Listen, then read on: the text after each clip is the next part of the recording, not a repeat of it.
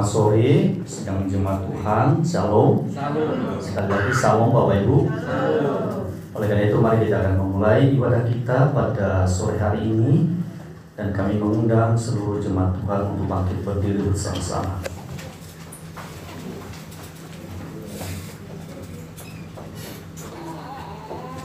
Ibadah kita pada sore hari ini dimulai dengan satu pengakuan bahwasanya pertolongan kita datangnya dari pihak Tuhan yang menciptakan langit dan bumi beserta segala isinya, dan yang kasih setianya dari selama-lamanya bahkan sampai selama-lamanya bagi kita sekalian.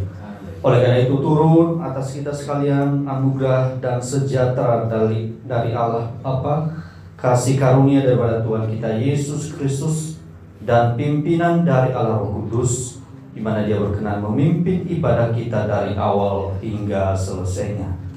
Amin. Jemaat dipersilakan duduk kembali. Pemimpin pujian kami serahkan kepada Ibu Lani Hartono. Waktu dan kesempatan kita berikan.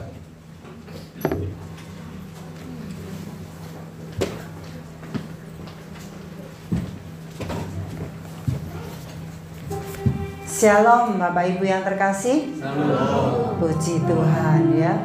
Suaranya semangat, puji Tuhan ya. Kami mau memuji dan beribadah dengan penuh khidmat ya. Dengan penuh hati yang tulus, benar-benar mari kita datang kepada Tuhan. Karena kasih setia Tuhanlah yang kita rasakan di dalam hidup kita. Mari memuji Tuhan, kasih setiamu yang kurasakan.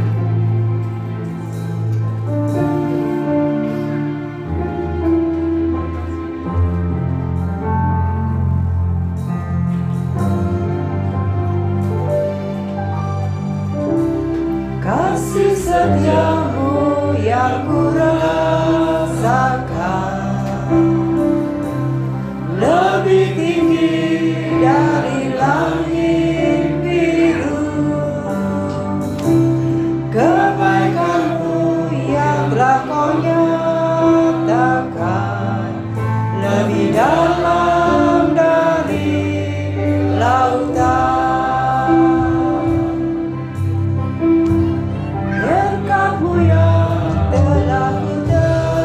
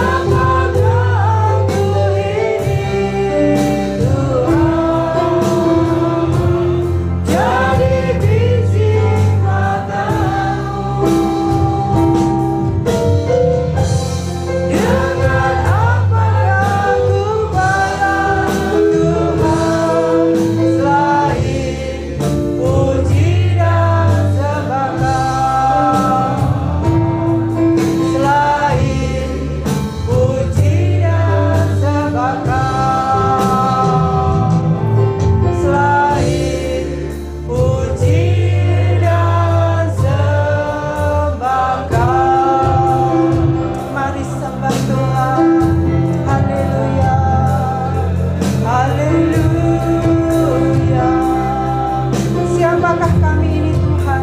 Kami manusia yang berdosa yang Engkau selamatkan. Oh Tuhan, kami bersyukur atas kasih-Mu Yesus. Haleluya, haleluya. Terima kasih Yesus. Glory, haleluya. Terima kasih Tuhan. Kami bersyukur, kami sembah.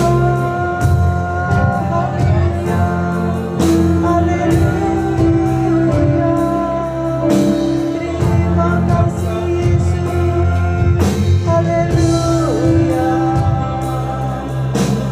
Glory, haleluya.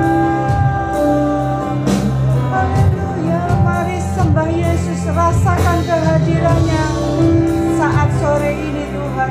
Haleluya. Engkau melawat kami Tuhan. Yang susah Engkau tolong, yang sedih Engkau hiburkan. Haleluya. Yang sakit Engkau akan menyembuhkan. Haleluya Yesus. Glory, haleluya, haleluya. Lawat kami yang berbeban berat. Haleluya. Kami serahkan di dalam nama-Mu Tuhan. Haleluya Yesus. Glory Yesus. Haleluya. Terima kasih Yesus.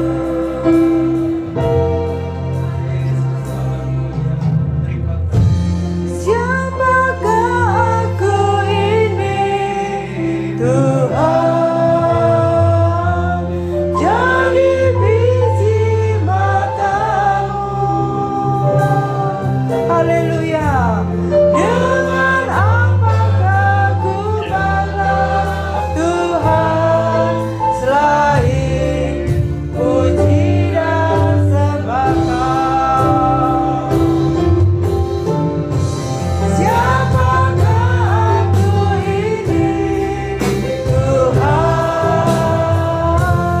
Jadi biji matamu. Dengan apakah ku balas Tuhan selain puji dan sembah Kau? Selain puji dan sembah Kau.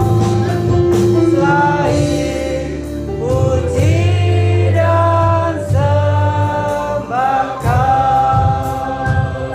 Haleluya. Terima kasih Yesus buat kasih dan kemurahan-Mu ya Tuhan. Di saat kami menjalani hari-hari hidup kami, tanpa Engkau kami tidak mampu ya Tuhan. Engkaulah sumber pengharapan kami. Engkaulah sumber pertolongan kami ya Tuhan. Oleh sebab itu ya Tuhan, kami mau menyandarkan hidup kami hanya kepadamu Tuhan. Ya Tuhan Yesus, kami menyerahkan ibadah kami sore ini Tuhan. Kiranya Tuhan pimpin dan juga Tuhan mengurapi hamba-Mu yang menyampaikan kebenaran firman Tuhan. Bahwa jemaat nanti akan pulang dengan membawa damai sejahtera dan sukacita hanya dari Tuhan. Terima kasih ya Tuhan Yesus. Kami naikkan doa kami di dalam nama Tuhan kami Yesus Kristus. Haleluya. Amin. Bapak Ibu yang terkasih, silakan duduk. Kita akan menyambut pujian kita dengan pujian satukanlah hati kami untuk memuji dan menyembah hanya kepada Tuhan saja.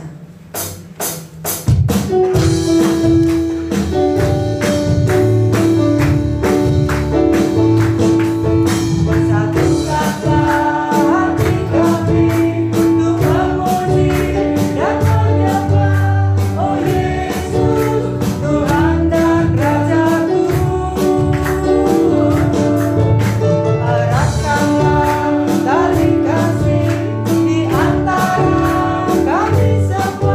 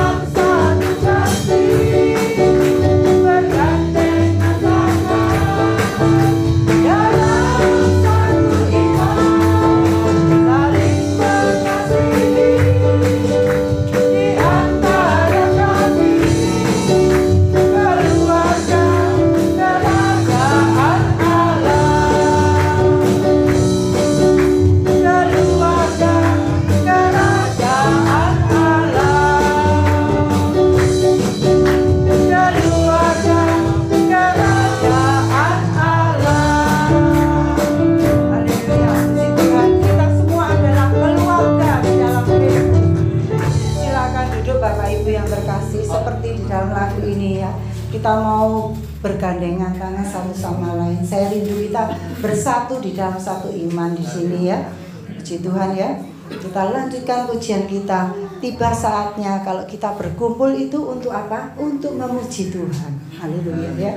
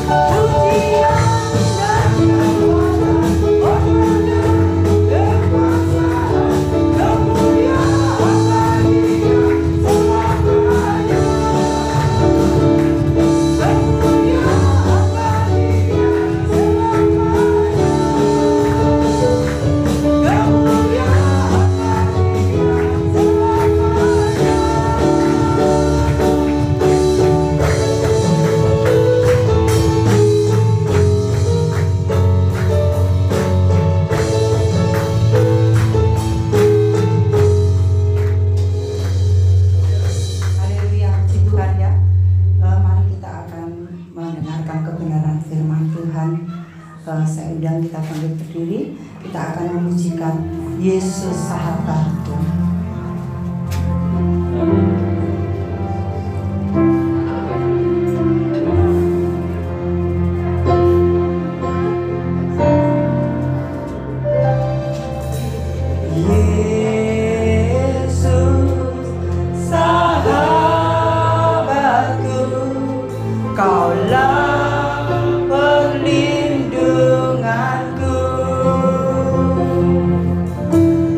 Yeah.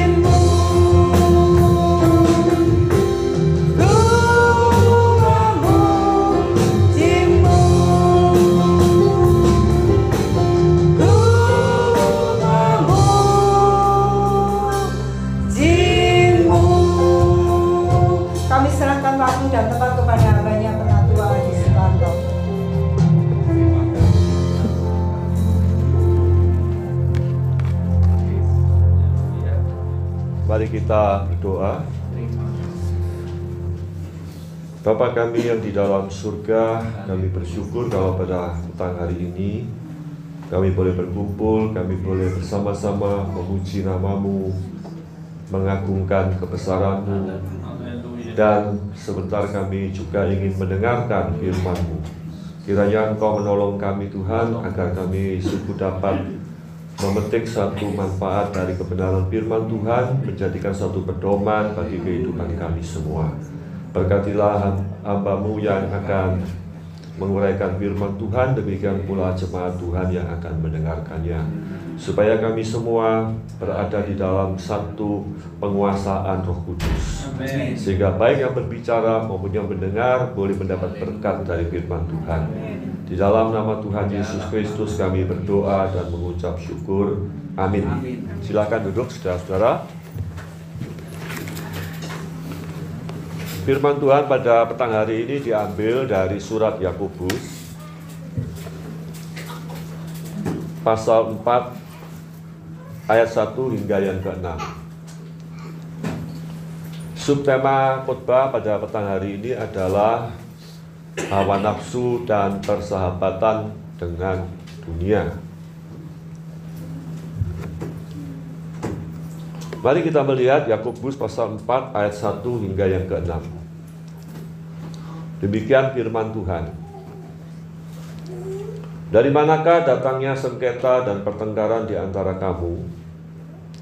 Bukankah datangnya dari hawa nafsumu yang saling berjuang di dalam tubuhmu? Kamu mengingini sesuatu tetapi kamu tidak memperolehnya, lalu kamu membunuh. Kamu iri hati tetapi kamu tidak mencapai tujuanmu, lalu kamu bertengkar dan kamu berkelahi. Kamu tidak memperoleh apa-apa karena kamu tidak berdoa. Atau kamu berdoa juga tetapi kamu tidak menerima apa-apa karena kamu salah berdoa. Sebab yang kamu minta itu hendak kamu habiskan untuk memuaskan hawa nafsumu. Hai kamu orang-orang yang tidak setia, tidakkah kamu tahu bahwa persahabatan dengan dunia adalah permusuhan dengan Allah? Jadi barang siapa hendak menjadi sahabat dunia ini, ia menjadikan dirinya musuh Allah. Janganlah kamu menyangka bahwa kitab suci tanpa alasan berkata, roh yang ditempatkan Allah di dalam diri kita diingininya dengan cemburu. Tetapi kasih karunia yang dianugerahkannya kepada kita lebih besar daripada itu. Karena itu ia katakan, aku menentang orang yang congkak, tetapi mengasihani orang yang rendah hati. Sampai di sini pembacaan firman Tuhan. Saudara-saudara, surat Yakobus ini ada yang menyebut sebagai kitab hikmat di dalam perjanjian baru. Kalau di dalam perjanjian lama kita mengenal ada beberapa kitab hikmat seperti kitab Amsal, kitab Pengkhotbah, dan kitab Kidung Agung, ya, yang selama berbulan-bulan ini dibahas di dalam pemahaman Alkitab. Tetapi saudara, perjanjian baru sebetulnya juga ada kitab hikmat, yaitu kitab surat Yakobus. Kenapa disebut kitab hikmat? Karena surat Yakobus ini adalah surat yang mengajarkan bagaimana seseorang itu menghadapi kehidupan dengan benar di bawah berbagai masalah. Ya. Cuma bedanya kalau kita melihat di dalam perjanjian lama, kitab hikmat yang diajarkan itu sifatnya prinsip-prinsip global secara universal. Tetapi apa yang di dalam Yakobus ini, Yakobus bermaksud untuk menjelaskan hikmat di dalam kasus-kasus yang spesifik, yang khusus.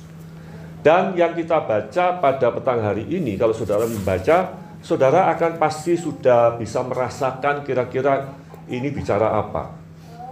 Ya.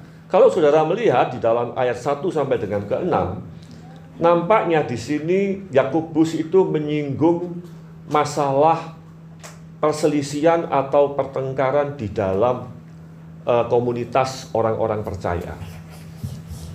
Ya, di situ dikatakan ayat 1. Dari mana datangnya sengketa dan pertengkaran di antara kamu. Kamu ini berarti adalah komunitas orang percaya.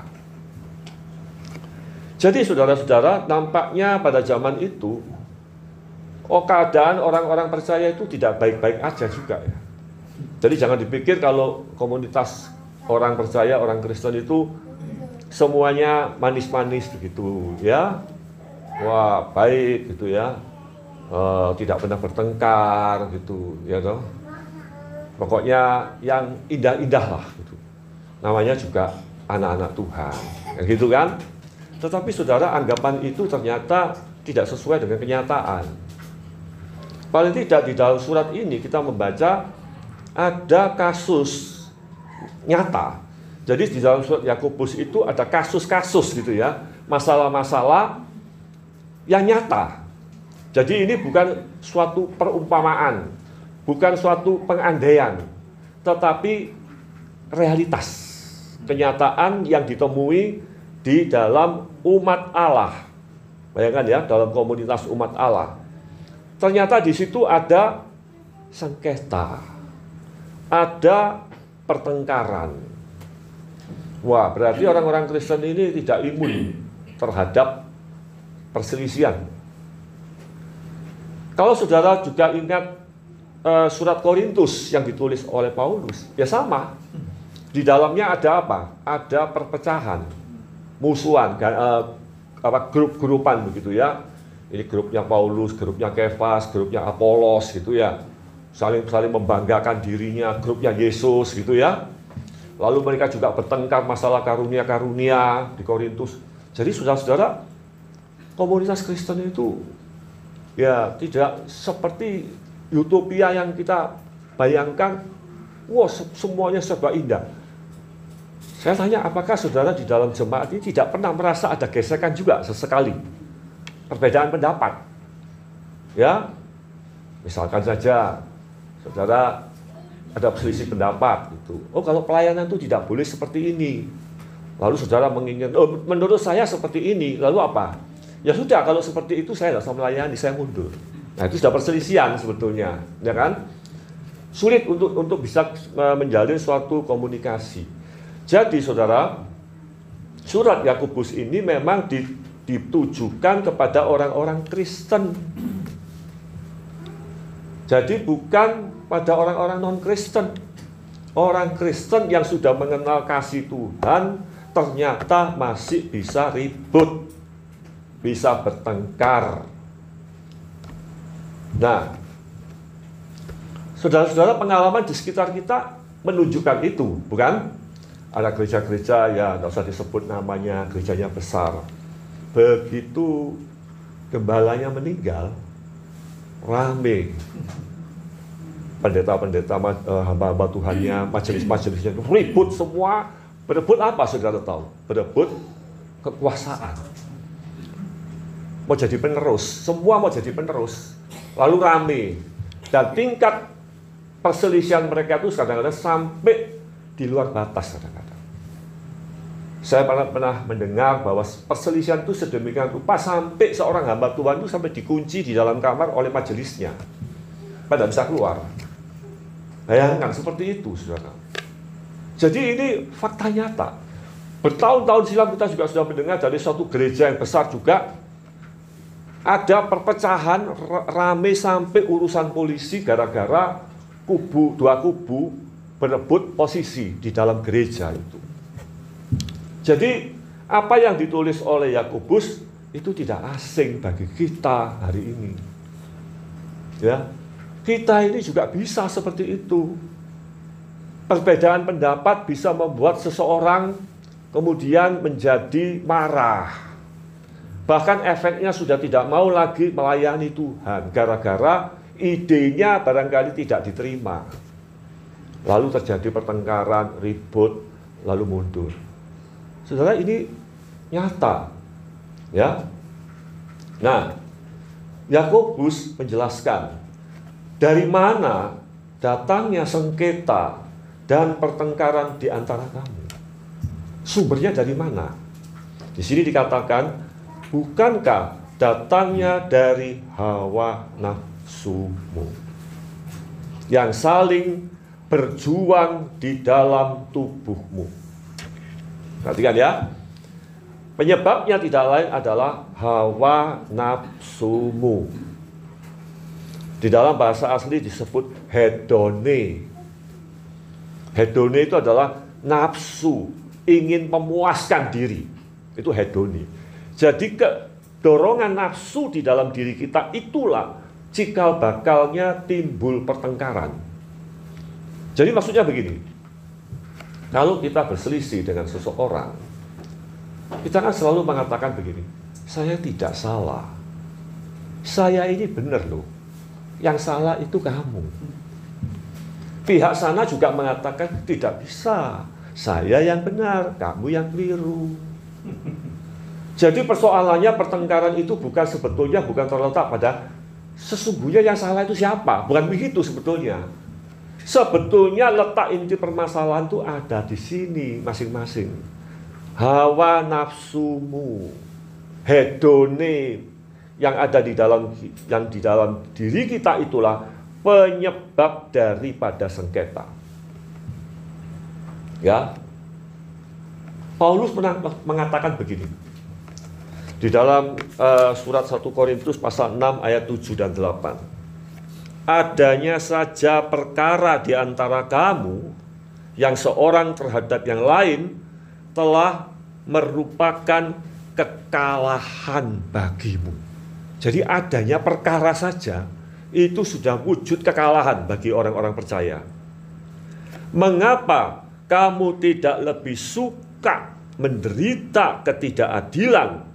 Mengapa kamu tidak lebih suka dirugikan daripada bertengkar, daripada berselisih? Jadi ujung-ujungnya yang paling penting itu adalah suatu nafsu, satu iri hati, sesuatu hati yang marah. Itulah penyebab pertengkaran. Ya. Jadi soal salah benar itu sebetulnya cuma di permukaan. Yang menjadi masalah adalah di dalam hati kita itu loh ada apa? Ada hedone itu. Ini yang berbahaya.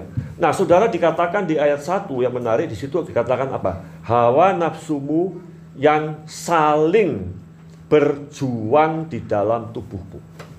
Jadi hawa nafsu ini dikatakan berjuang.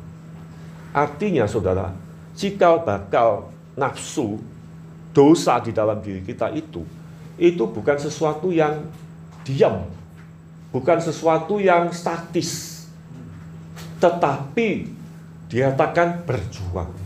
Dosa itu sesuatu yang bergerak.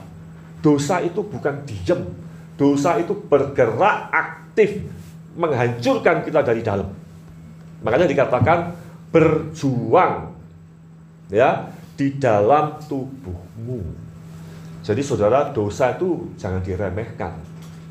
Paulus seringkali menggambarkan dosa itu satu bentuk seperti personal, satu pribadi yang bisa nyusup, yang bisa datang, yang bisa menguasai. Dia bukan sesuatu barang yang mati, yang tinggal diam di sana. Saudara, kalau kita lihat pada tubuh manusia ya, virus itu juga macam-macam. Ada virus yang aktif bergerak menyerang tubuh kita, tetapi juga ada virus yang non-aktif. Virus-virus penyakit tertentu itu katanya non-aktif ya. Seperti kalau saya tidak salah dengar, virus herpes itu virus yang tidak selalu aktif. Dia bisa stay, dia bisa diam, dia bisa tidak bergerak apa-apa, tergantung kondisi tubuh. Dosa itu tidak seperti itu.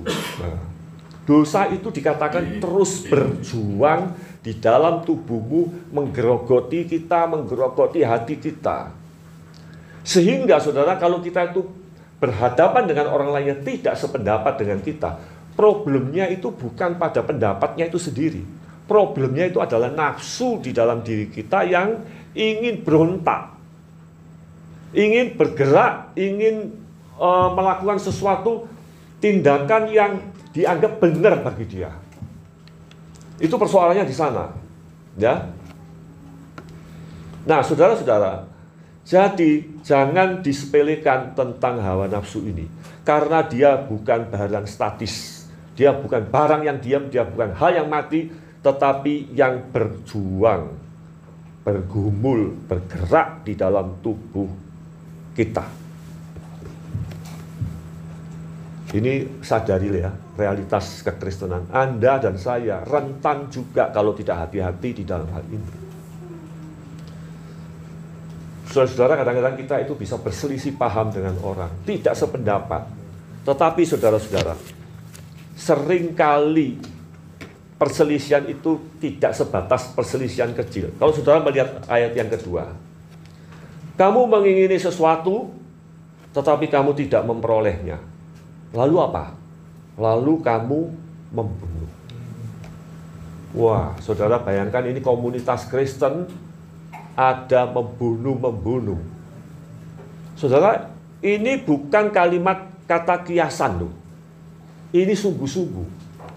Bahwa perselisihan jemaat yang menerima surat Yakobus itu sedemikian rupa seringkali memuncak sampai timbul tindakan secara fisik membunuh.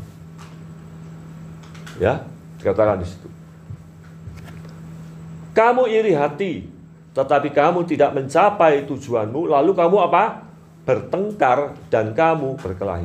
Jadi bertengkar, berkelahi itu adalah ekspresi wujud daripada iri hati yang di dalam kita.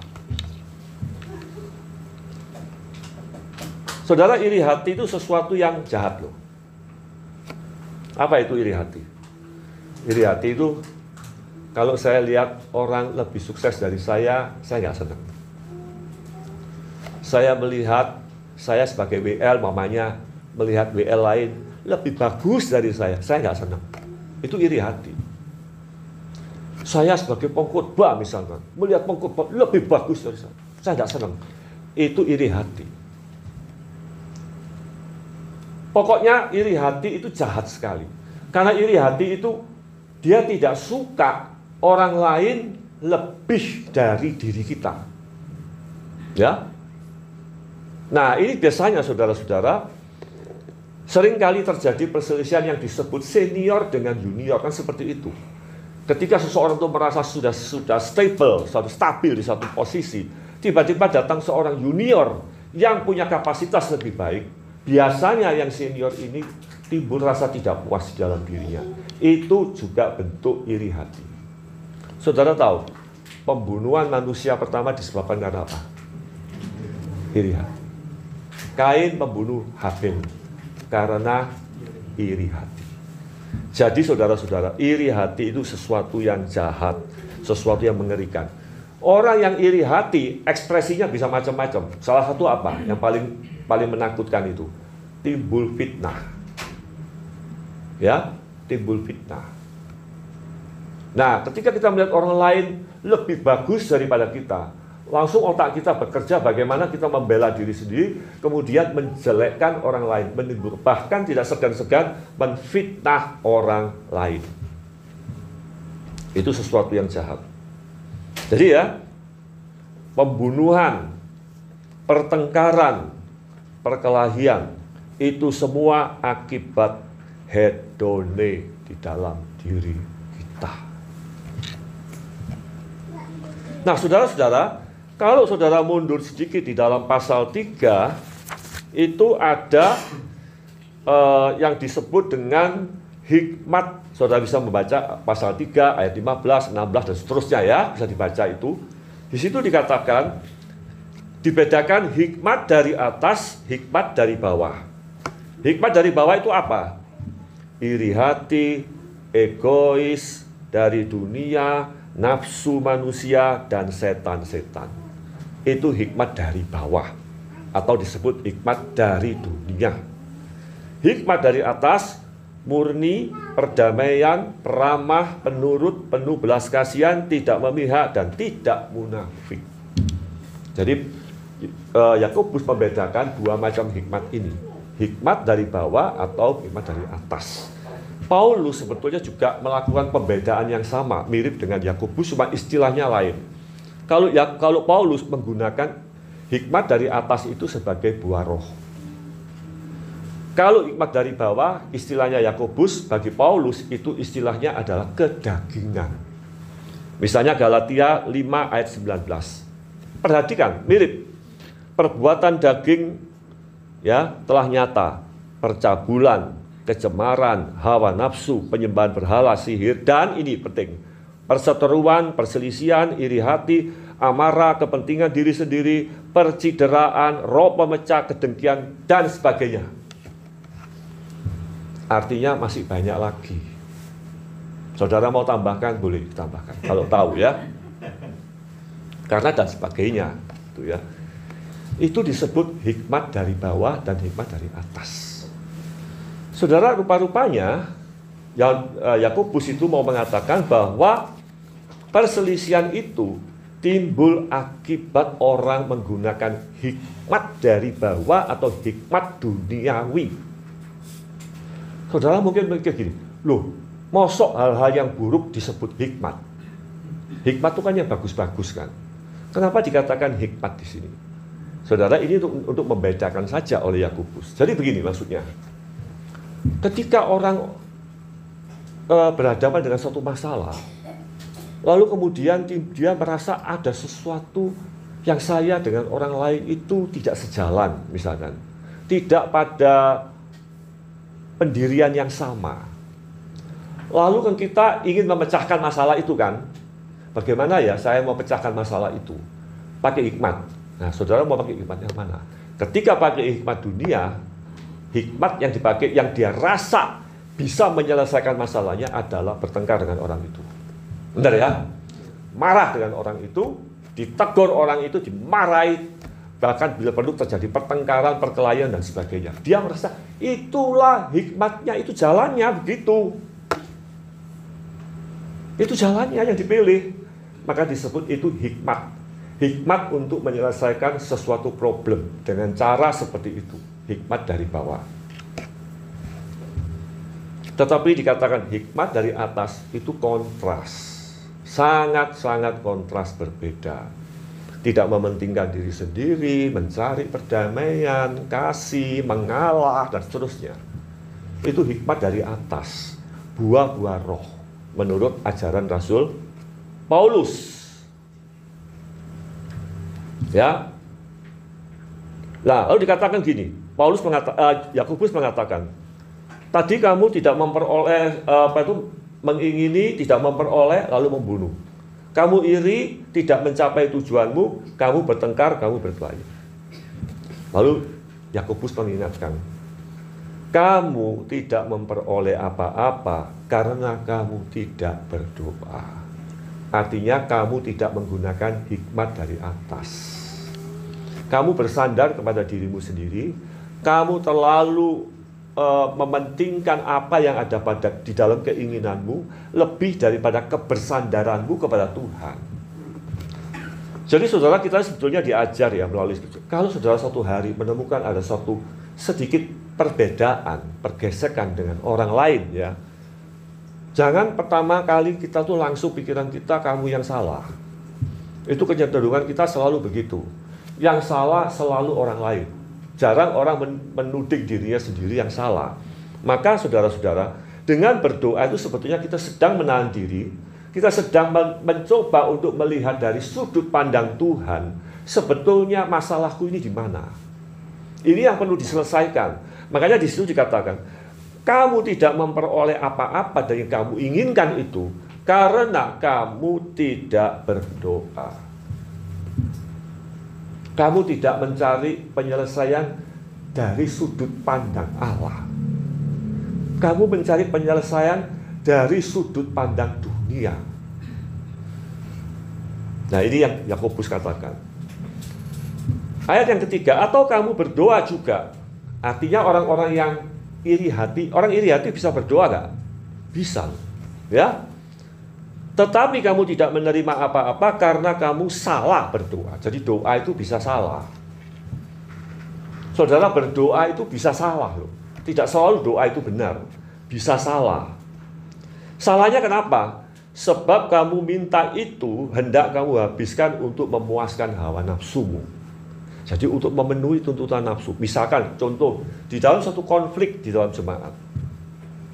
Ketika saya melihat dengan orang-orang tidak saya sukai, saya berdoa bisa. Tapi berdoa saya adalah memenuhi nafsu saya. Tuhan sadarkan orang itu, tegurlah dia, dan sepertinya seperti itu. Nah, itu namanya doa dengan memuaskan hawa nafsumu. Sebetulnya tujuanmu sama, mau menyalahkan orang, tapi kali ini kamu pakai doa. Nah, ini yang dikatakan oleh Yakobus, salah berdoa. Sebab yang kamu minta itu hendak kamu habiskan untuk memuaskan hawa nafsumu. Nah, doa yang benar seperti apa? Doa yang benar itu tentu doa yang sesuai dengan kehendak Allah. Ya kan? Jadi kalau saudara mengalami suatu problem dengan sesamamu, langkah pertama berdoa. Berdoa itu jangan cari kesalahan orang dulu. Coba introspeksilah dirimu sendiri. Ya, ini penting loh saudara. Orang yang bisa mengintrospeksi diri sendiri itu orang dewasa. Anak-anak nggak bisa. Jiwa anak-anak tidak memungkinkan orang bisa mengintrospeksi dirinya sendiri. Oh, hanya orang yang sudah matang, yang sudah dewasa itu yang bisa mengintrospeksi dirinya sendiri. Nah, doa itu seharusnya dipakai untuk berkaca di hadapan Tuhan. Bagaimana sih sebetulnya saya ini? Kalau kita sadar kita ada kekeliruan, kita harus berani minta ampun kepada Tuhan. Nah, itu satu jalan pemecahan yang baik di dalam satu jemaat, ya. Jangan cepat-cepat mengambil suatu keputusan, kita mempertajam pertengkaran itu. Jangan. Saudara-saudara, kadang-kadang di gereja ini ada, ya real aja ya, kita secara nyata aja. Oh, saya kepingin mengadakan acara ini. Lalu kelompok lain, oh saya tidak setuju. Tidak bagus itu. Repot. Di mana nggak bagusnya? Iya, tidak bagusnya begini, gitu ya. Ya sudah, kalau nggak boleh, saya mundur, nggak mau jadi panitia. Wah, ini saudara-saudara. Ya, sebetulnya hal-hal seperti itu harus kita waspadai benar. Ya, harus kita hati-hati sekali melihat apa sih sebetulnya esensi yang sedang kita pertengkarkan itu apa sih. Nah, kita harus belajar melihat dari sudut pandang itu. Berdoa itu sesuatu senjata yang penting sekali supaya kita tidak jatuh di dalam pencobaan-pencobaan. Ya, memang itu tidak gampang. Maka saya katakan, orang yang bisa mengintrospeksi diri itu orang dewasa. Orang yang jiwanya anak-anak, dia tidak bisa introspeksi diri. Seorang anak cenderung egois, mau dirinya benar-benar terus, gitu ya. Tetapi orang dewasa selalu mau mengintrospeksi dirinya sendiri. Ayat yang keempat, hai kamu orang-orang yang tidak setia. Nah, ini teguran Yakobus pada mereka yang berselisih itu. Hai kamu orang-orang yang tidak setia. Bahasa aslinya lebih keras. Hai kamu orang-orang yang berzina. Itu artinya. Karena tidak setia itu sebetulnya satu bentuk perzinahan. Ya, hai kamu orang-orang pezina. Itu aslinya seperti itu. Tidakkah kamu tahu bahwa persahabatan dengan dunia adalah permusuhan dengan Allah? Persahabatan dengan dunia itu yang mana? Ya, yang tadi itu. Hidup di dalam hedone. Hidup di dalam melayani ambisi pribadinya. Itu persahabatan dengan dunia. Kita bersahabat dengan... Jadi saudara, ayat ini tidak berarti mengajar saudara gini. Oh, tidak usah berteman dengan orang yang nggak seiman. Bukan itu. Bukan. Ya. Kalau seperti itu repot nanti kita. Ya. Ajaran bagian ini tidak mengajar supaya kita menjauhi orang-orang non-Kristen. Bukan. Ajaran ini mengatakan bahwa persahabatan dengan dunia itu artinya persahabatan dengan pola pikiran dunia yang berdosa. Hedone itu tadi. Itu maksudnya. Ya. Hai kamu orang yang berzina, itu aslinya ya. Tidakkah kamu tahu bahwa persahabatan dengan dunia adalah permusuhan dengan Allah? Jelas. Karena Allah itu dengan dunia tidak bisa dipersatukan. Ya, tidak pernah bisa dipersatukan. Jadi barang siapa hendak menjadi sahabat dunia, ia menjadikan dirinya musuh Allah. Orang yang digerakkan oleh hedonnya itu dia menjadi musuhnya Allah. Ya, menjadi musuhnya Allah. Ini teguran Yakobus kepada orang-orang yang mempunyai sifat selalu mementingkan diri sendiri, ambisius, dan merasa diri yang paling benar. Itu disebut persahabatan dengan dunia, dan itu adalah musuh Allah. Ayat yang kelima, saudara, dikatakan begini, janganlah kamu menyangka bahwa kitab suci tanpa alasan berkata, roh yang ditempatkan Allah di dalam diri kita diingininya dengan cemburu. Saudara, ayat ini memang agak sulit ya. Saudara baca agak bingung-bingung dah baca ayat ini. Apa sih maksudnya? Roh yang ditempatkan Allah di dalam diri kita diingininya dengan cemburu. Maksudnya apa ini, saudara? Ya memang ini ayat yang termasuk ayat yang sulit untuk dipahami. Karena ada dua kemungkinan begini, saudara. Roh di sini bisa huruf besar, bisa huruf kecil. Ya, kata yang diterjemahkan dengan roh di sini bisa sekali lagi huruf besar, huruf kecil. Kalau roh huruf besar berarti itu menunjuk Roh Kudus. Kalau roh huruf kecil itu berarti menunjuk roh manusia. Jadi begini, andai kata itu adalah roh huruf besar, maka begini. Roh yang ditempatkan Allah di dalam diri kita. Alkitab berkata apa? Di dalam surat Roma, seorang yang percaya kepada Kristus, di dalam hatinya ada Roh Kudus. Setiap orang, ya, ada Roh Kudus. Nah, setiap orang ada Roh Kudus. Jangan dipikir kalau saudara-saudara ada Roh Kudus, pikiran kita selalu sejalan dengan Roh Kudus. Nggak selalu. Makanya di bagian pasal Efesus ada mengatakan, jangan mendukakan Roh Kudus. Berarti orang yang sudah punya Roh Kudus pun bisa tidak sejalan dengan kehendak Roh. Jadi begini, saudara. Seolah-olah ayat ini mau mengatakan, manusia yang di dalamnya Allah memberi Roh Kudus, ya, itu adalah jiwa yang dicemburui oleh Allah. Paham ya maksudnya ya? Allah itu memberi Roh Kudus kepada seseorang dan orang itu kemudian tidak taat, lebih memenuhi nafsunya, keinginannya, hedonanya, dia sedang membangkitkan cemburu Allah. Itu artinya. Jadi Roh Kudus itu sebagai tanda seseorang itu adalah anak-anak Allah. Tetapi ketika orang itu tidak taat, itu membangkitkan kecemburuan Allah. Artinya kalau seandainya orang itu bukan orang percaya, dia bukan orang Kristen, itu tidak membangkitkan. Justru karena kita itu ada Roh Kudus, dan kita berbuat suatu kesalahan, disitulah kecemburuan Allah itu timbul. Ngerti ya maksudnya ya? Itu kalau Roh Kudus huruf besar. Kalau roh huruf kecil bagaimana? Berarti roh kita. Artinya gini, setiap roh kita, roh orang percaya, ini selalu dicemburui oleh Tuhan kalau dia itu turut kepada keinginan dunia. Jadi hampir mirip sebetulnya ya, cuma bedanya yang pertama tadi, Roh Kudus itu sebagai tanda kamu milik Allah, sekarang kamu bersahabat dengan dunia, menimbulkan kecemburuan. Tetapi roh huruf kecil, andai kata huruf kecil, berarti Allah mencemburui roh yang ada pada kita yang bersahabat dengan dunia. Mana yang benar? Ya, sulit ditentukan. Karena kata aslinya bisa diterjemahkan roh besar, roh kecil ya. Tetapi yang penting kita paham maksudnya, begitu ya. Paham maksudnya. Saudara, mungkin saudara agak terkejut. Allah kok cemburu? Cemburu itu negatif apa positif?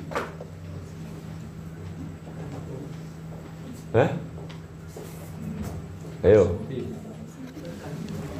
Seorang suami istri punya pasangan suami istri, kemudian seorang istri itu sedikit main mata dengan orang lain, dia menjadi cemburu, salah nggak? Nggak salah, justru harus itu positif itu. Kalau enggak, ya aneh gitu ya. Nah, Allah menciptakan manusia. Berarti manusia itu milik siapa? Milik Allah. Ketika manusia kemudian melirik kepada dunia, Allah harus cemburu dong. Itu miliknya kok. Yang tidak boleh itu iri hati tadi. Nah, itu yang salah, ya. Iri hati itu yang salah. Nah, jadi saudara-saudara, orang-orang yang terlalu cinta kepada dunia, pikirannya dipengaruhi oleh dunia, itu menimbulkan kecemburuan di dalam diri Allah. Itu maksudnya. Yang keenam, tetapi kasih karunia yang dianugerahkannya kepada kita lebih besar. Tetapi kasih karunia yang dianugerahkannya kepada kita lebih besar daripada itu. Maksudnya apa ini? Kasih karunia yang dianugerahkannya kepada kita lebih besar daripada itu. Maksudnya, anugerah Allah lebih besar dari semua usaha manusia untuk mencintai dunia. Anugerah Allah jauh lebih besar. Jadi jangan menginginkan dunia. Itu maksudnya. Anugerah Allah lebih besar dari semua usaha dan hikmat dunia. Lebih besar. Jadi saudara, kalau saudara itu mengikuti kehendak Allah, saudara tidak mengikuti tarikan daripada nafsu duniawi, itu menunjukkan anugerah Allah itu lebih besar daripada itu semua. Ya. Lebih besar dari segala kejahatan manusia. Nah, saudara-saudara, lalu di sini dikatakan Allah menentang orang congkak tetapi mengasihani orang yang rendah hati. Itu kutipan dari Amsal 3 ayat 24. Allah menentang orang yang congkak, mengasihani orang yang rendah hati. Orang congkak itu siapa?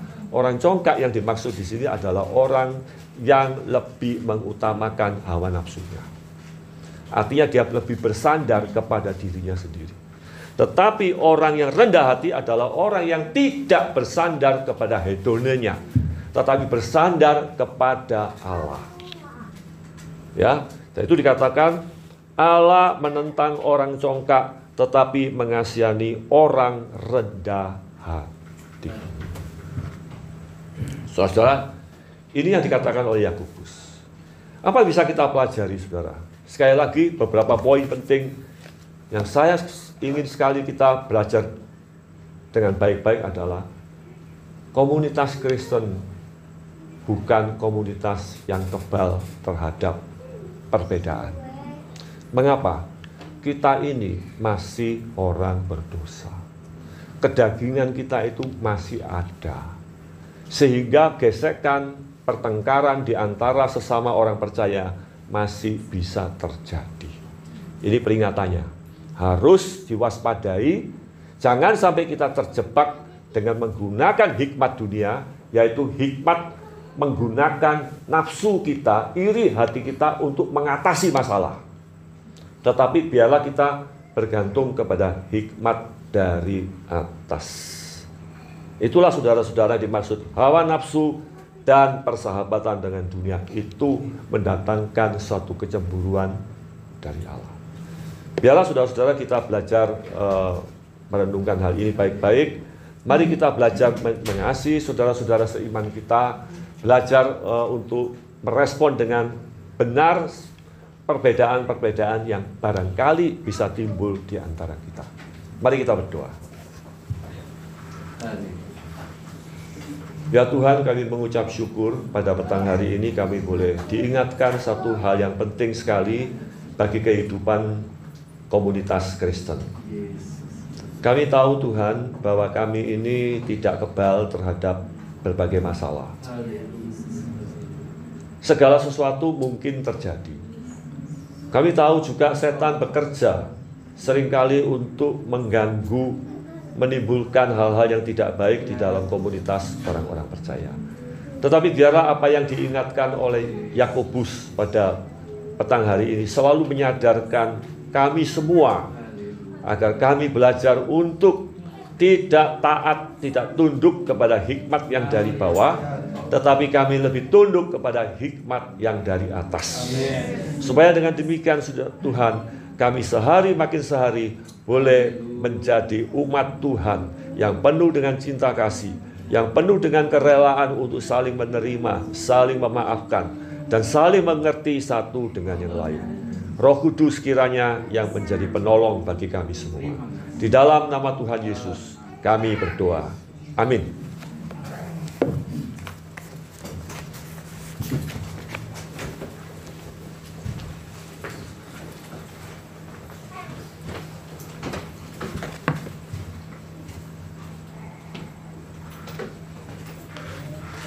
Ya puji Tuhan, kita telah diberkati oleh Tuhan melalui firman-Nya yang telah disampaikan oleh hamba-Nya Bapak Penatua Andi Sutanto pada petang sore hari ini. Dan kiranya Tuhan yang memberkati lebih lanjut hamba-Nya dan memakai dalam pekerjaan Tuhan dan gereja Tuhan. Nah, pada sore hari ini Bapak Ibu dan saudara-saudara sekalian sidang jemaat Tuhan, kita akan menikmati perjamuan kudus. Kita diingatkan kembali tentang kasih Tuhan yang sempurna dan kekal yang telah dinyatakan atas kehidupan kita. Oleh karena itu, sebelum kita menikmati perjamuan kudus pada sore hari ini, terlebih dahulu kita harus mengerti dan memahami maksud dari perjamuan kudus itu sendiri, supaya boleh menjadi berkat bagi kita sendiri dan juga menjadi hormat bagi kemuliaan nama Tuhan. Nah, Bapak Ibu dan saudara-saudara sekalian, perjamuan kudus adalah perintah Tuhan sendiri sebagaimana tertulis di dalam Injil Lukas pasal 22 ayat 19 sampai 20, di mana kita diingatkan kembali supaya kita memperingati sengsara Tuhan kita Yesus Kristus hingga Ia datang kembali. Dan yang kedua, perjamuan kudus adalah sebagai tanda perjanjian baru dari kasih Allah demi Tuhan kita Yesus Kristus kepada kita orang berdosa, sehingga pada waktu kita menerima roti yang dipecah-pecahkan, yang membayangkan kehancuran tubuh Kristus, dan cawan air anggur yang membayangkan tercurahnya darah Tuhan kita Yesus Kristus bagi penebusan dan keampunan dosa-dosa kita. Dan yang ketiga, perjamuan kudus adalah perjamuan persekutuan demi korban sengsaranya Tuhan Yesus kepada kita manusia berdosa yang menjadi seteru Allah. Kini telah diperdamaikan dengan Tuhan dan sesama kita, sehingga Yesus dalam kita dan kita di dalam Yesus akan menjadi kenyataan di dalam hidup kita hari ke hari. Oleh karena itu, Bapak Ibu dan saudara-saudara sekalian, mari kita akan menaikkan pujian sebelum kita akan menikmati perjamuan kudus pada petang sore hari ini. Kita menaikkan pujian salibnya, salibnya selama mulia. Kita menaikkan pujian ini sambil menghayati akan kasih Tuhan yang telah dilakukannya, dikerjakannya buat kita melalui kematiannya di atas kayu salib.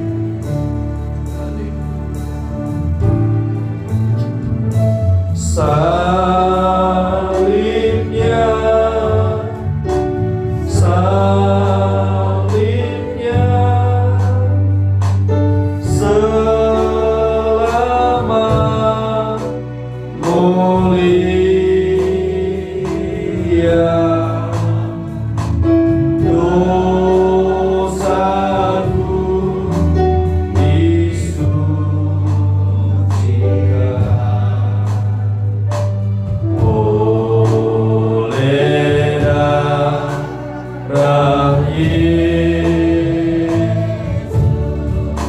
salibnya, kami mengundang seluruh jemaat Tuhan untuk bangkit berdiri dan menaikkan pujian ini, dan petugas perjamuan kudus bisa maju ke depan. Selama mulia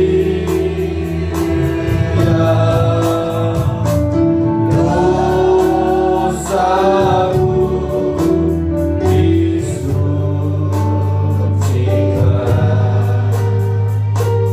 oleh darah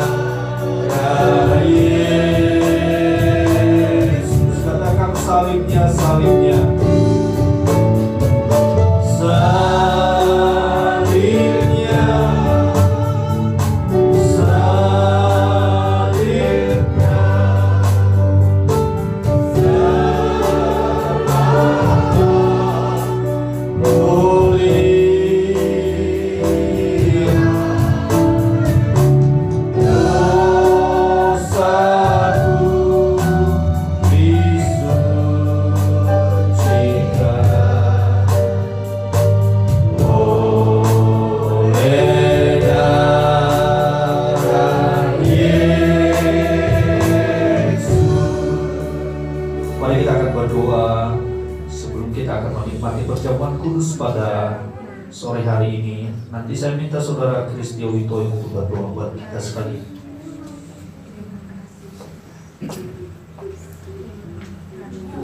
Marilah kita berdoa. Ya Bapa, kami memuji kebesaran cinta-Mu atas hidup kami. Engkau sungguh Allah yang murah hati dan penuh belas kasihan, sehingga apa yang ada pada Engkau yang satu-satunya putra-Mu yang tunggal, Kau berikan bagi kami supaya melalui Dia dan oleh Dia kami memperoleh kehidupan, diselamatkan, hidup bersahabat dengan Tuhan. Biarlah Tuhan Roh Kudus yang tinggal di dalam hati kami ini menolong kami supaya kami memiliki hati yang rendah, hati yang mau taat dan dengar-dengaran firman Tuhan. Jauhkanlah, luputkanlah, lepaskanlah kami dari yang jahat ya Tuhan. Hati yang dongkak. Melalui perjamuan kudus ini kami diingatkan betapa Tuhan Kau mengasihi kami, mencintai kami. Tolonglah kami, pimpinlah kami. Kami mau menyerahkan acara ini dalam tangan-Mu. Biarlah Tuhan Engkau yang berkenan memberkatinya. Melalui perjamuan kudus ini biarlah mata hati kami melihat bukan yang lain kecuali satu hal, Yesus Kristus yang sungguh mencintai kami. Dan dengan cintanya itu kami belajar untuk mengasihi dan mencintainya kembali. Terima kasih Tuhan. Di dalam nama Tuhan Yesus kami berdoa serta mengucap syukur. Haleluya. Amin. Jemaat dipersilakan duduk kembali.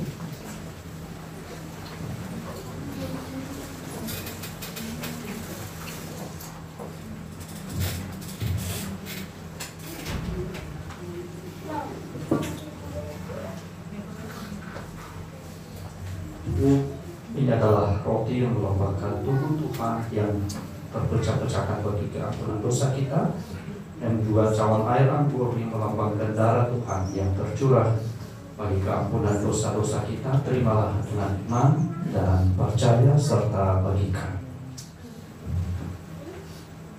Terimalah dengan iman dan percaya serta bagikan.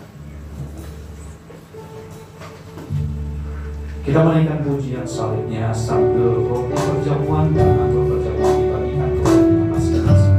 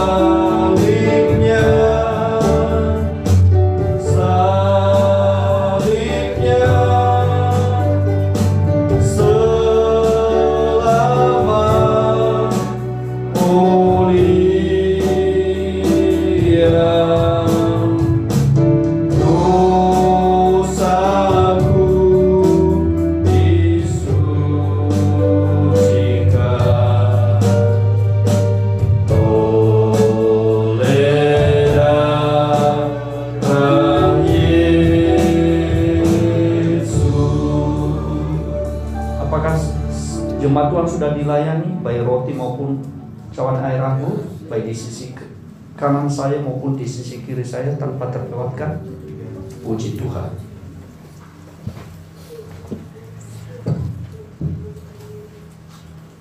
Adalah roti yang melambangkan tubuh Tuhan yang terpecah-pecahkan bagi keampunan dosa kita. Terimalah dan iman dan percaya, dan juga cawan air anggur yang melambangkan darah Tuhan yang tercurah bagi keampunan dosa-dosa kita. Terimalah dengan iman dan percaya.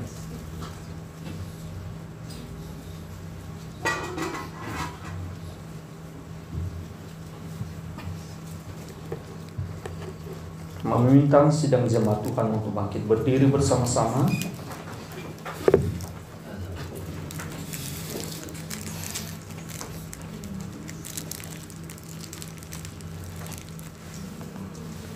Kita siapkan roti di tangan kanan kita, dan sebelum kita menikmati roti yang adalah lambang dari tubuh Tuhan yang terpecah-pecahkan bagi keampunan dosa kita, dengarkanlah kebenaran firman Tuhan yang berkata demikian. Sebab apa yang telah kuteruskan kepadamu telah aku terima dari Tuhan, yaitu bahwa Tuhan Yesus Kristus pada malam waktu ia diserahkan mengambil roti, dan sesudah itu ia mengucap syukur atasnya. Ia memecah-mecahkannya dan berkata, inilah tubuhku yang diserahkan bagi kamu. Perbuatlah ini menjadi peringatan akan aku. Mari kita akan memakan roti ini yang adalah lambang dari tubuh Tuhan yang dipecah-pecahkan bagi kita. Kita akan memakannya dengan ucapan syukur dan di dalam nama Tuhan Yesus Kristus.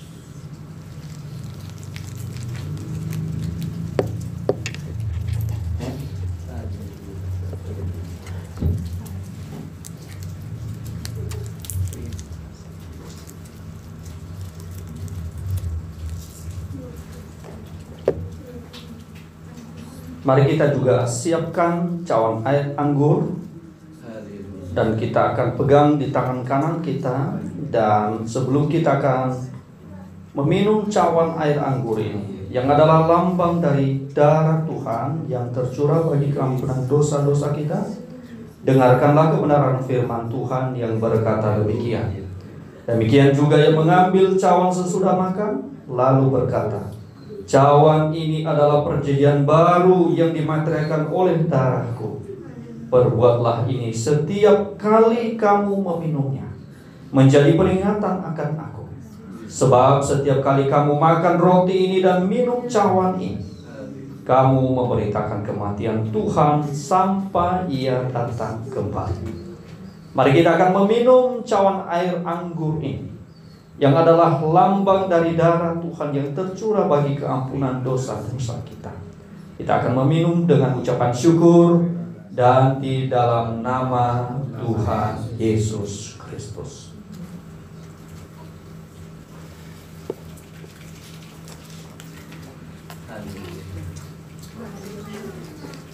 Puji Tuhan. Mari kita menaikkan syukur kita kepada Tuhan atas segala kasih kemurahan-Nya yang besar, yang sempurna dan kekal bagi setiap kita. Bapa di surga, terima kasih Tuhan, kalau pada petang sore hari ini kami diingatkan kembali akan pengorbanan-Mu bagi setiap kami, orang-orang yang berdosa ini, orang-orang yang layak dihukum, namun Engkau telah mengasihi kami, bahkan menggantikan kami dari hukuman yang kekal itu. Engkau memberikan hidup, dan hidup yang berkelimpahan di dalam Engkau. Terima kasih Tuhan, tolonglah kami, yakinkan kami melalui kebenaran-kebenaran firman-Mu, supaya hidup kami ya Tuhan, boleh kami terus berpaut kepada Engkau, menaklukkan diri kami kepada firman-Mu, kepada Engkau sendiri ya Tuhan. Terima kasih Tuhan, berkati seluruh jemaat-Mu yang hadir pada sore hari ini ya Tuhan. Teguhkan iman dan pengharapan mereka kepada Engkau. Yang lemah dikuatkan, yang bimbang ragu diyakinkan mereka melalui kuasa Roh Kudus, sehingga ya Tuhan, bahkan yang senantiasa mengalami berbagai macam pergumulan dinamika kehidupan ini, mereka tetap ditopang oleh kuasa Allah. Terima kasih Tuhan, terpujilah Engkau. Kami percaya Tuhan telah memberkati kami dan meneguhkan iman kami kepada Engkau. Di dalam nama Tuhan kami Yesus Kristus, kami berdoa dan mengucap syukur kepada Engkau. Haleluya. Mari kita akan katakan semua amin. Silakan duduk kembali Bapak Ibu sidang jemaat Tuhan. Warta gereja kami serahkan kepada Saudara Kristio Witoyo untuk membacakan warta gereja dalam sepekan waktu kesempatan kami berikan.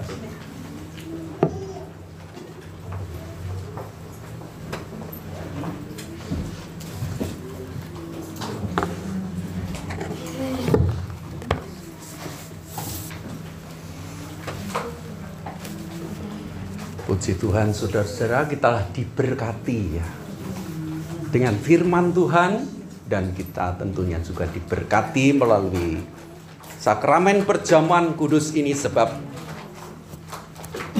di dalam unsur-unsur ini kita melihat bagaimana cinta Allah yang sangat begitu besar dalam hidup kita.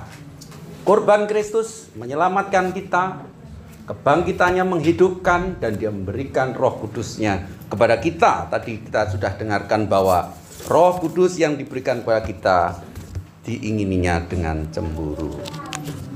Tuhan memberkati kepada Bapak Penatua Andi Sutanto yang boleh melayani kita pada saat sore hari ini. Tuhan berkati Pak.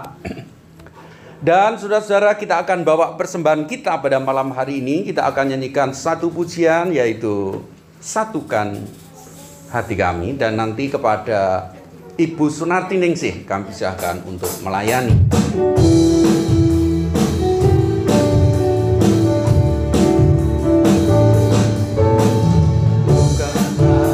Hati kami memuji dan menyembah, oh Yesus, Tuhan dan Rajaku. Oh, eratkanlah tali kasih di antara kami semua, oh Yesus, Tuhan dan Rajaku. Satukanlah hati kami untuk memuji dan menyembah, oh Yesus, Tuhan dan Rajaku. Eratkanlah tali kasih di antara kami semua, oh Yesus, Tuhan dan Rajaku. Bergandengan tangan dalam satu kasih, bergandengan tangan dalam satu iman, saling mengasihi di antara kami, keluarga kerajaan Allah. Tangan, mari Bapak Ibu kita berdiri bersama. Haleluya. Dalam satu iman. Haleluya.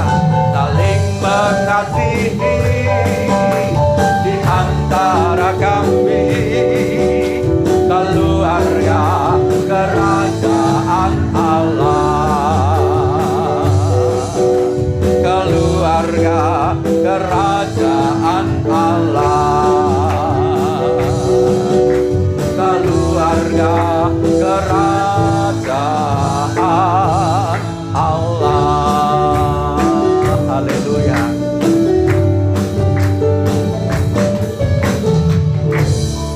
Nanti kepada Ibu Nini kami sahkan berdoa untuk persembahan kita. Kami bersyukur. Haleluya. Yesus. Kami boleh diberikan kasih kemurahan, kami boleh berkumpul bersama. Haleluya. Memuji memuliakan Engkau dan Ya Tuhan. Dan juga boleh mengikuti sakramen perjamuan kudus saat sore hari. Terima kasih ya. Terima kasih buat berkat kasih kemurahan yang Kau nyatakan senantiasa dalam Yesus. kehidupan kami Haleluya. hari lepas hari. Haleluya. Dan kalau kami sudah memberikan persembahan, biarlah Engkau yang menyempurnakan persembahan yang sudah Amin. berkumpul, Ya Tuhan. yang memberkati Tuhan. Terimalah Biarlah sebagai boleh dipakai bagi hormat kemuliaan di dalam gereja kami. Terima kasih. Yang memberkati setiap kami. Terima kasih Haleluya, Bapa. haleluya. Di dalam nama Tuhan Di kami dalam Yesus nama Kristus, Yesus. kami ucap syukur dan berdoa. Haleluya. Amin. Silahkan duduk Bapak Ibu yang dikasihi oleh Tuhan Yesus ya. Saya membacakan pengumuman kita untuk pada malam hari ini.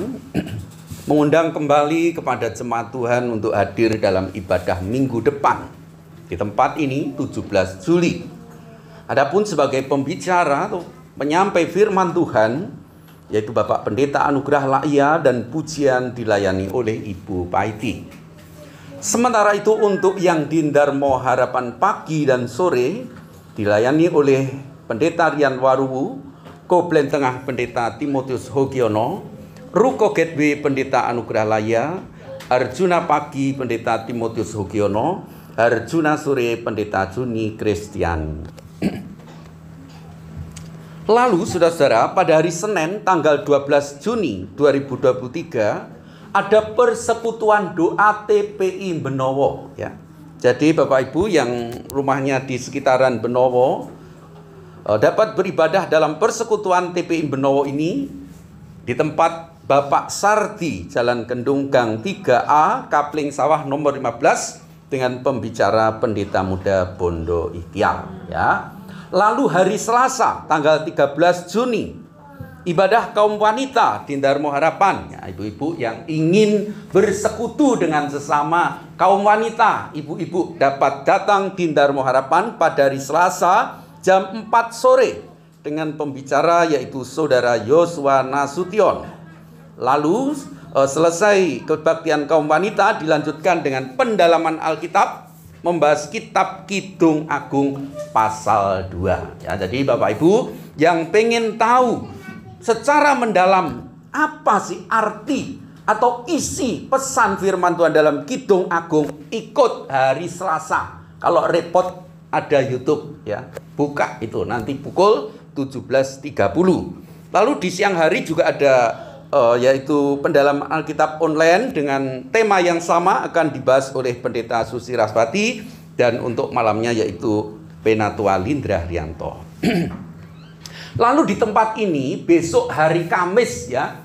Di tempat ini besok hari Kamis 15 Juni ada kebaktian tengah minggu pukul 18.45 dengan pembicara yaitu Diaken Budianto. Mari Bapak Ibu Saudara, kita isi tengah minggu kita belajar mendekat dengan Tuhan. Ya, hari-hari ini kata kitab suci itu jahat, Saudara. Tadi itu firman Tuhan katakan, ya, jahat sekali. Memungkinkan kita untuk membangkitkan cemburu Tuhan. Untuk itu kita harus belajar mendekat kepada Tuhan, mendengarkan firman Tuhan, ya. Mari saya undang untuk Bapak Ibu boleh datang pada hari Kamis besok jam 18.45.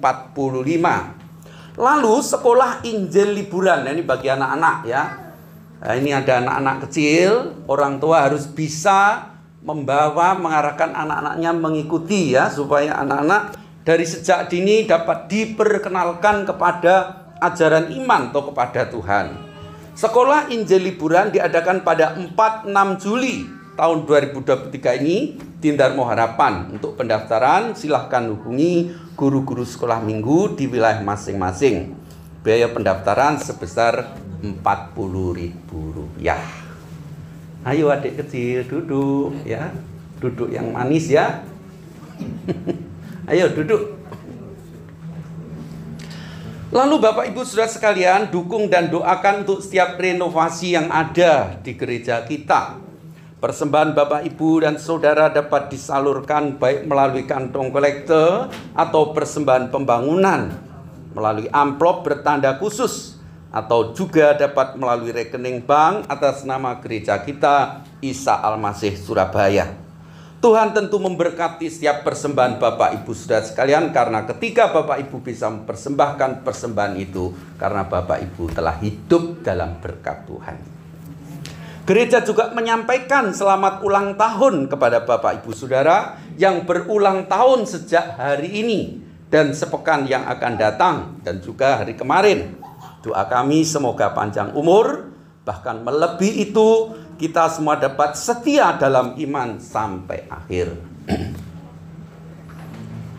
Selesai ibadah ini kita akan berfellowship bersama, karena saudara-saudari kita ada yang mengucap syukur atas pemeliharaan Tuhan dalam hidup dan keluarganya. Jadi nanti jangan pulang dulu ya Bapak Ibu. Lalu untuk pengumuman secara lengkap Bapak Ibu dapat baca di WA grup masing-masing. Dan untuk doa penutup dan berkat kepada Bapak Pendeta Anugerah Laya kami persilahkan.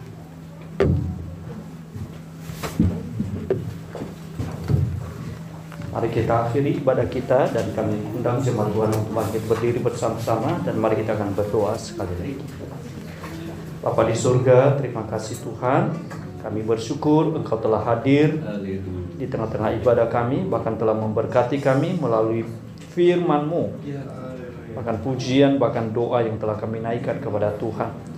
Kiranya Tuhan berkenan juga memimpin kami ketika kami berpisah satu dengan yang lain dan melanjutkan segala pekerjaan dan aktivitas kami. Kiranya Tuhan melimpahkan segala berkat-Mu atas keluarga kami masing-masing, bahkan atas segala pekerjaan yang sedang kami kelola dan kerjakan. Terima kasih Tuhan. Kami juga berdoa untuk saudara-saudara kami yang belum sempat hadir saat ini. Tuhan pertemukan kami kembali di dalam ibadah-ibadah kami. Kami berdoa untuk bangsa dan negara kami, Tuhan, yang memberkati para pemimpin kami ya Tuhan, dari Bapak Presiden sampai ke RT RW, supaya berikan mereka hikmat ya Tuhan, supaya boleh mereka memimpin bangsa ini, bahkan kami, dengan baik, sehingga seluruh rakyat menikmati ketenangan di tengah-tengah bangsa ini. Terima kasih Tuhan. Terpujilah Engkau, dan kami juga berfellowship nantinya Tuhan setelah kami pulang. Berkatilah makanan yang telah disiapkan bagi kami ya Tuhan oleh anak-anak-Mu, dan berkati keluarga mereka juga di dalam segala pekerjaan dan aktivitas mereka. Terima kasih Tuhan. Di dalam nama Tuhan kami Yesus Kristus kami berdoa dan mengucap syukur kepada Engkau. Haleluya. Bapak, Ibu, dan saudara-saudara sekalian sidang jemaat Tuhan, sebelum kita berpisah satu dengan yang lain dan melanjutkan segala pekerjaan dan aktivitas kita, mari kita bersama-sama menaruh iman dan pengharapan kita kepada Tuhan, dan terimalah segala berkat dari Tuhan. Damai sejahtera dari Allah Bapa, kasih karunia daripada Tuhan kita Yesus Kristus, serta persekutuan dengan Allah Roh Kudus, di mana Dia menyertai, memberkati kita, bahkan meyakinkan kita akan janji-janji firman-Nya. Mulai saat ini sampai Maranatha, Tuhan Yesus memberkati. Haleluya. Amin. Bapak, terima kasih.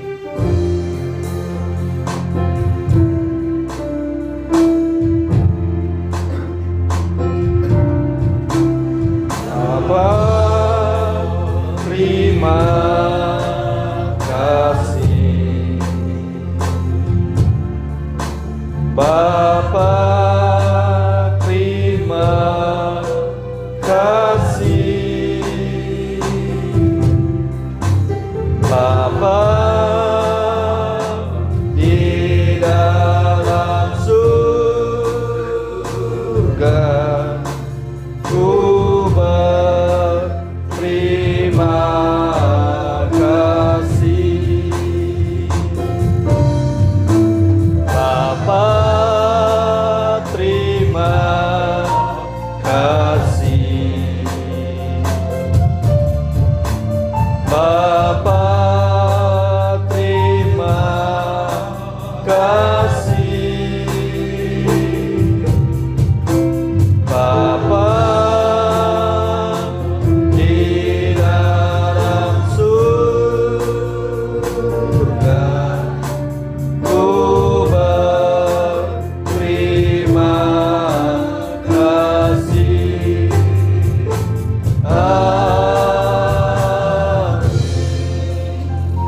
Selamat malam, Tuhan memberkati, dan sampai ketemu kembali.